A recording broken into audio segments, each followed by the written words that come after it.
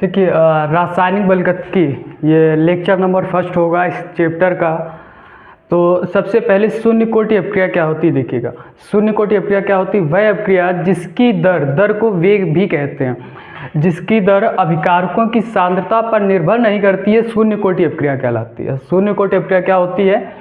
वह अपक्रिया जिसकी दर अभिकारकों की सांद्रता पर निर्भर नहीं करती है, शून्य कोटि अपक्रिया कहलाती है।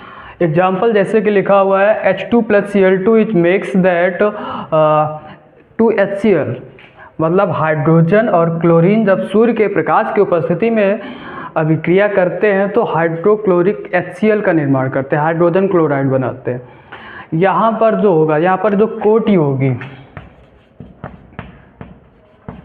जो कोटि होगी वो शून्य होगी। कोटि क्या होगी? शून्य होगी। हाइड्रोजन और क्लोरीन यहाँ पर जो इनकी कोटि होगी वो कितनी होगी? शून्य। कोटि कैसे पहचानते, उसके लिए हम लोग नेक्स्ट वीडियो में सीखेंगे कोटि को पहचानते कैसे। अब देखिए सबसे पहला तो शून्य कोटि अपक्रिया क्या होती है? वह अपक्रिया जिसकी दर अभिकारकों की सांद्रता पर निर्भर नहीं करती है, शून्य कोटि अपक्रिया कहलाती है। उदाहरण लिखा हुआ जैसे hydrogen plus chlorine H2 + Cl2 is prepared with 2HCl in presence of son of light. अभिक्रिया की कोटि कैसे ज्ञात की जाती? किसी भी अभिक्रिया की कोटि कैसे ज्ञात की जाती? बहुत इम्पॉर्टेंट है, बहुत ज़्यादा इम्पॉर्टेंट है, क्योंकि बहुविकल्पी में एक नंबर का क्वेश्चन पूछा जाता है कि शून्य कोटि अपक्रिया की कोटि इकाई बताइए क्या होगी, या प्रथम कोटि अपक्रिया की कोटि इकाई बताइए क्या होगी, या द्वितीय कोटि अपक्रिया की इकाई क्या होगी। तो फार्मूला होता है कोटि की इकाई निकालने का मोल पर लीटर की पावर 1 - n × सेकेंड इनवर्स। जैसे हमें शून्य कोटि अपक्रिया की निकालनी, किसकी निकालनी है? शून्य कोटि की इकाई। तो शून्य कोटि की इकाई निकालने के लिए मोल पर लीटर की पावर 1, यहाँ पे n मतलब शून्य कोटि के लिए कोटि कितनी होती है? 0 होती है, तो n की वैल्यू कितनी होगी? 0 × सेकेंड इनवर्स। तुम एक में से 0 को घटाएंगे तो एक ही बचेगा, कोई परिवर्तन नहीं होगा, तो मोल पर लीटर की पावर 1 बचेगा × सेकेंड इनवर्स बचेगा। ठीक है, तो जिसकी पावर 1 होती कोई परिवर्तन नहीं होता है, तो मोल पर लीटर बचेगा। क्या बचेगा? मोल पर लीटर × सेकेंड इनवर्स। तो ये मोल हो जाएगा, नीचे लीटर अभी नीचे प्लस का, ऊपर घात जाएगी इसके तो इसमें चेंज हो जाएगा, माइनस में चेंज होता है। मोल × लीटर इनवर्स × सेकेंड इनवर्स। ये किसकी होती है? होती शून्य कोटि की होती है। आई होप आशा करता हूँ आपको शून्य कोटि की अपक्रिया की कोटि क्या होती है, इसकी इकाई क्या होती है, मात्रक क्या होता है, यूनिट क्या होती है, तो वो क्या होती है? मोल × लीटर इनवर्स × सेकेंड इनवर्स होती है। यदि यहीं पर हमसे प्रथम कोटि अपक्रिया की इकाई पूछता, किसकी पूछता?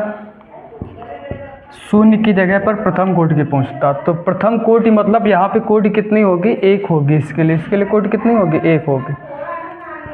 आप सभी को मालूम है कि जिसकी घात शून्य होती है, जिसकी घात 0 होती है, इसकी वैल्यू कितनी हो जाती है? 1 हो जाती है। तो यहाँ पर जो मोल पर लीटर, यहाँ पे इसकी वैल्यू कितनी हो जाएगी? 1 हो जाएगी। 1 का इसमें मल्टीपल कर देंगे हम लोग सेकेंड इनवर्स में, तो कितना आएगा? सेकेंड इनवर्स आएगा। अर्थात प्रथम कोटि अपक्रिया की कोटि कितनी होती है? सेकेंड इनवर्स होती है। कोटि की इकाई कैसे निकालते हैं आपको ये समझ में आया होगा, उम्मीद करते हैं। अब हम लोग सीखेंगे शून्य कोटि। इससे भी ज़्यादा इम्पॉर्टेंट है प्रूवमेंट जो पूछी जाती है, वो प्रूवमेंट है हमारी शून्य कोटि अपक्रिया के लिए वेग स्थिरांक का समीकरण प्राप्त कीजिए। कैसे प्राप्त करते हैं उसे सीखते हैं हम लोग।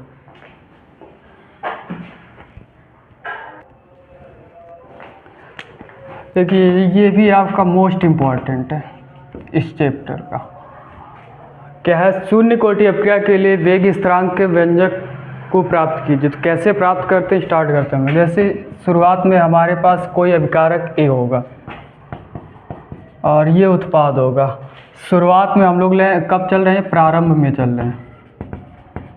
तो हमारे पास अभिकारक तो होगा लेकिन उत्पाद कितना होगा? शून्य होगा। अब T समय के बाद, कितने बाद? T समय के बाद जो प्रोडक्ट होगा हमारा, इसमें से कुछ अभिकारक जो होगा वो बन चुका होगा, तो उत्पाद कितना प्राप्त होगा? उत्पाद X बना होगा, तो अभिकारक जितना लिया होगा उसमें से हमारा उत्पाद क्या हो जाएगा? कम हो जाएगा। मान लीजिए शुरुआत में कोई चीज़ 100 थी, बना कुछ भी नहीं था, कुछ समय के बाद मान लीजिए 40 बना, तो ये कितना बचा होगा? ये 100 में से 40 चला जाएगा तो 60 बचा होगा ना। ये चीज़ आपको समझ में आई कैसे होता है? आगे सीखते हैं हम लोग। प्रूवमेंट कैसे कर, बहुत सरल है प्रूवमेंट के लिए। अब द्रव्यानुपाती क्रिया का नियम लगा दीजिए। किसका नियम? द्रव्यानुपाती क्रिया का नियम। तो ये क्या होता है? dx upon dt is professional.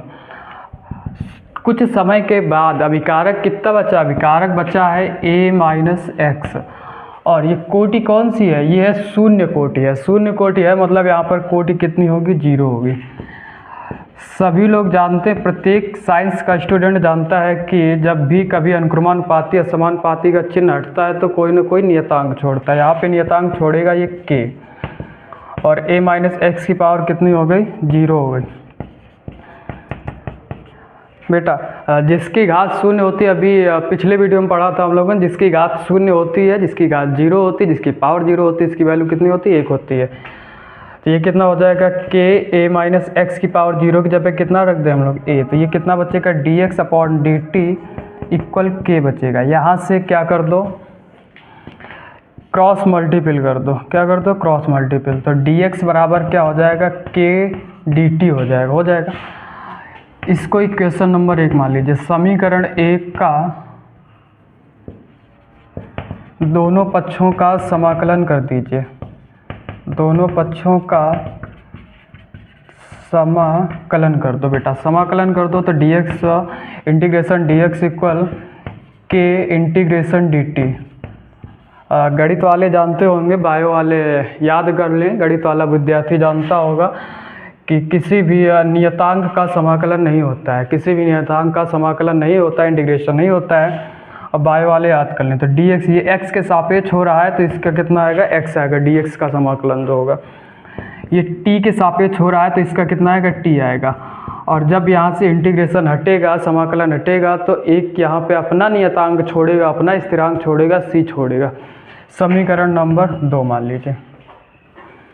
बेटा x बराबर kt प्लस सी निकल के आया। अब यहाँ से हमको c का मान निकालना है। c का मान निकालना है। तो c का मान कैसे निकलेगा?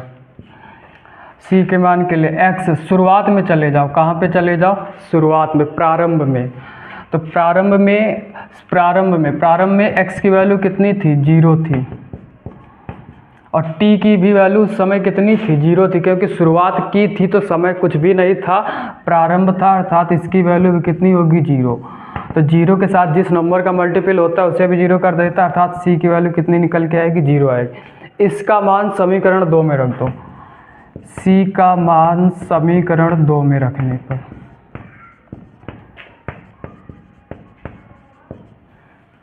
समीकरण 2 में रख दीजिए। समीकरण 2 क्या है? x बराबर kt प्लस सी है। c का मान कितना निकल के आया है? 0 निकल के आया। तो x बराबर क्या बचेगा? kt बचेगा। तो बेटा k बराबर क्या हो जाएगा? x अपॉन टी हो जाएगा। k बराबर क्या हो जाएगा? x अपॉन टी हो जाएगा।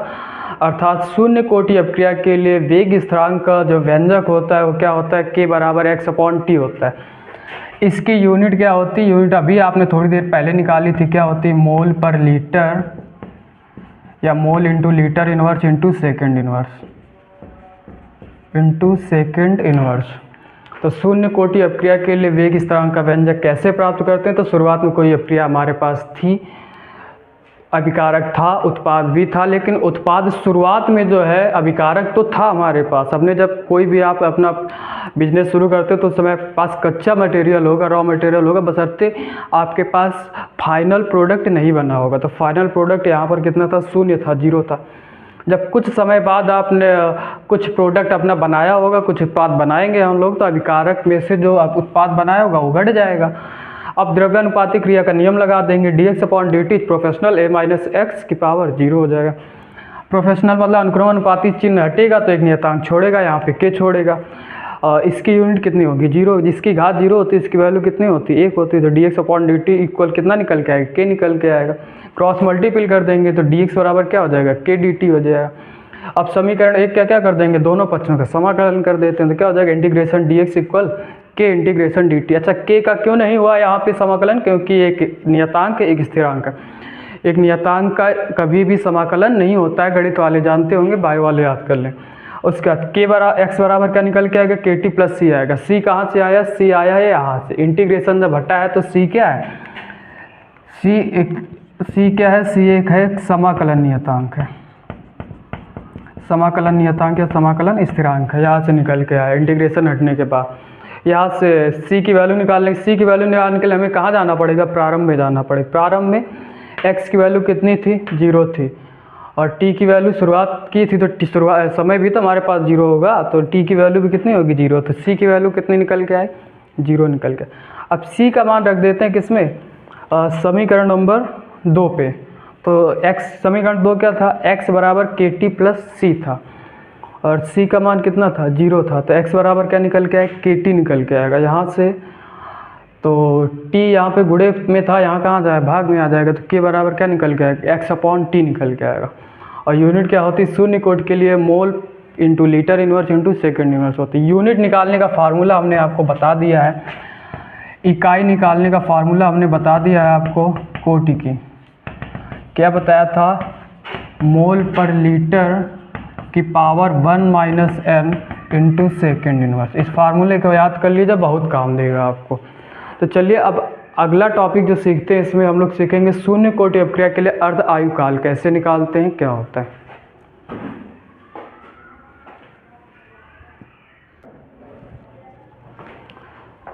देखिए शून्य कोटि अपक्रिया के लिए अर्ध आयुकाल कैसे निकालेंगे। तो अर्ध आयुकाल शून्य कोटि के लिए निकालने से पहले हम लोग सीखते हैं अर्ध आयुकाल है क्या चीज़, किसे कहते हैं। तो अर्ध आयुकाल क्या होता है, वह समय जिसमें किसी अभिकारक का, अर्ध आयुकाल क्या, वह समय जिसमें किसी अभिकारक का आधा सांद्रण वियोजित हो जाता है, उसे क्या कहते हैं, अर्ध आयुकाल कहते हैं। इसे टी हाफ से प्रदर्शित करते हैं, नाम से ही स्पष्ट होता है। अर्ध मतलब आधा, आयु मतलब कि उसकी जो समय होगी, सीमा होगी, और काल मतलब समय होगा, मतलब आधी समय सीमा। तो क्या होगा, तो अगर आपको नहीं याद रहता तो आप नाम से स्पष्ट कर सकते हैं। तो क्या होता है, वह समय जिसमें किसी अभिकारक का आधा सांद्रण वियोजित हो जाता है, उसे क्या कहते हैं, अर्धायुकाल कहते हैं। इसे किससे प्रदर्शित करते हैं, इसे टी हाफ से प्रदर्शित करते हैं। अब शून्य कोटि अपक्रिया के लिए अर्धायुकाल कैसे निकालेंगे, तो हम लोग सबसे पहले चलते हैं शून्य कोटि अपक्रिया के सूत्र से। शून्य कोटि अभिक्रिया के वेग स्थिरांक के व्यंजक के सूत्र से। तो व्यंजक के सूत्र से बेटा, व्यंजक का सूत्र आपने क्या प्राप्त किया था, के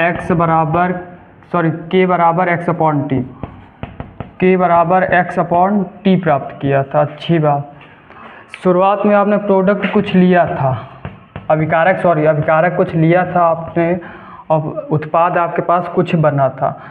तो जब प्रारंभ में आप गए थे, कब गए थे, प्रारंभ में आपके पास ये ए था, क्या था, ए था, लेकिन उत्पाद कितना था, शून्य था। अभिकारक कुछ था लेकिन उत्पाद क्या था, शून्य था। जब टी समय के बाद आपके पास उत्पाद तो बन गया था, लेकिन अभिकारक जो था वो पहले से घट गया था। कुछ समय के टी हाफ समय पर, कितना, टी हाफ मतलब जब समय को आधा कर दिया गया, जब समय को क्या कर दिया गया, आधा। तो जो अभिकारक, जो उत्पाद था वो अभिकारक का क्या हो गया था, आधा हो गया था। मतलब जो अभिकारक जो x था वो क्या था, जो उत्पाद आपका बना था वो उत्पाद क्या हो गया, अभिकारक का आधा हो गया। मतलब a माइनस एक्स क्या हो जाएगा, इसका भी उत्पाद का क्या हो जाएगा, आधा हो जाएगा। अब सूत्र क्या लिखा है, k बराबर एक्स अपॉन टी। तो x की जगह पे कितना रख सकते हो, a अपॉन 2, और t की जगह पे कितना रखना है, टी हाफ रखना है। t की जगह पे कितना रखना है, टी हाफ रखना है। तो k बराबर, अच्छा इसके पास कुछ नहीं तो बट्टे में क्या मानोगे, 1 मानोगे। तो k बराबर a अपॉन 2, आप इस भिन्न को पलट दीजिए, तो k बराबर हो जाएगा a अपॉन 2 टी हाफ हो जाएगा। आपको मान किसका निकालना है, शून्य कोटि अपक्रिया के सॉरी अर्धायुकाल निकालने, क्या निकालें, अर्धायुकाल ने। तो अर्धायुकाल को किससे पता चल सकते हैं, टी हाफ से। तो टी हाफ बराबर क्या हो जाएगा, ये हो जाएगा a/2 के, अर्थात शून्य कोटि अपक्रिया के लिए जो अर्धायुकाल होता है, अर्धायुकाल क्या होता है, वो होता है हमारा टी हाफ बराबर a/2 के होता है। अर्थात इस जो आपको मालूम है कि के क्या था, के था वेग स्थिरांक था, के क्या था, वेग स्थिरांक था। जब आपने शून्य कोटि अपक्रिया के लिए वेग स्थिरांक का व्यंजक प्राप्त किया था तो आपने वहाँ से सीखा था कि जब अनुक्रमानुपाती का चिन्ह हटाया था हम लोगों ने तो वेग स्थिरांक के आया था। अब वेग स्थिरांक जब के आया था तो अब वेग स्थिरांक के जब यहाँ से हटेगा, वेग स्थिरांक के हटेगा तो अनुक्रमानुपाती का साइन वापस आ जाएगा। तो टी हाफ प्रोफेशनल क्या आ जाएगा, ए आ जाएगा। अर्थात जो शून्य कोटि अभिक्रिया के लिए, शून्य कोटि अभिक्रिया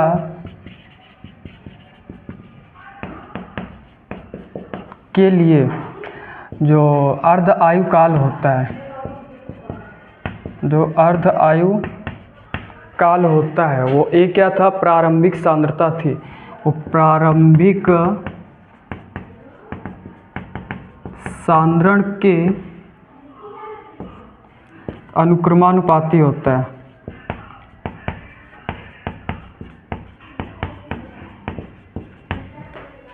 समझ में आया क्या होता है।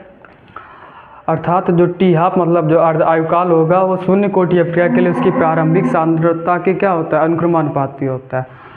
प्यारे विद्यार्थियों, उम्मीद करता हूँ कि आपको आज का ये टॉपिक समझ में आया होगा। शून्य कोटि अपक्रिया कहते किसे, शून्य कोटि अपक्रिया के लिए वेग स्थिरांक का व्यंजक क्या होता है, कैसे प्राप्त किया जाता है।